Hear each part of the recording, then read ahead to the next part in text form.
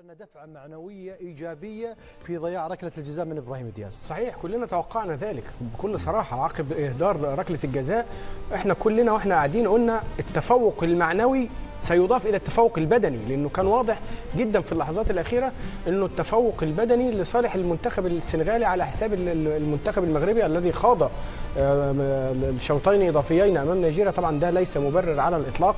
جميل. ولكن التفوق النفسي زاد كمان.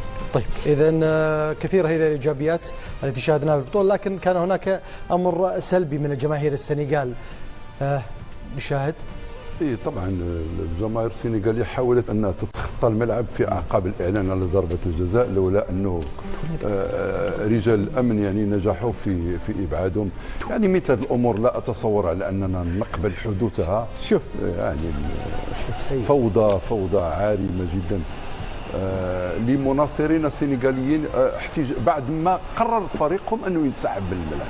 واعتقد هذه من التداعيات السلبيه لقرارات غير مدروسه وغير مسؤوله كالتي اخذها او اتخذها المدرب. وهنا رجل امن اصيب بعد هذه الحادثه والشغب من الجماهير السنغاليه لغايه الاسف. ولكن كل هذه الامور ترتبت على القرار الذي اتخذه بابتياو بدفع اللاعبين الى مغادره الملعب. فتحي رايك؟ رايي هذه مسؤوليه مضاعفه للمدرب السنغالي. هو اللي تسبب في الفوضى هذه، هو اللي تسبب في هذه الاحتجاجات.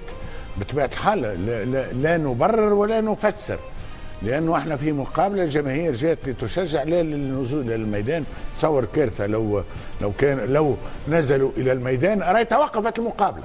اكيد راهي توقفت المقابله وكل مجهودات ساديو ماني كنت تذهب معناها في الهواء. اذا اعتبر وانه راهو عقوبه مدرب السنغال يجب ان تكون عقوبه قاسيه مغلظه، لانه فعلا كاد يتسبب اولا في عقوبه للكره السنغاليه، ثانيا في الاضرار اللي حصلت ربما على الامن وربما ايضا للامانه.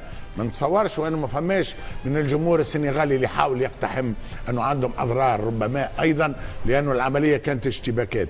على كل ربي يهديه مدرب السنغال، نهنيو السنغال، نهنيو ساديو ماني، نهنيهم الكل، ولكن مع الاسف التصرف هذا كنا نتمناه ما يقع. رجال الامن يستحقون التحيه لان هم تصرفوا بهدوء ورزانه مع الموقف. كان ممكن يبقى لهم رده فعل.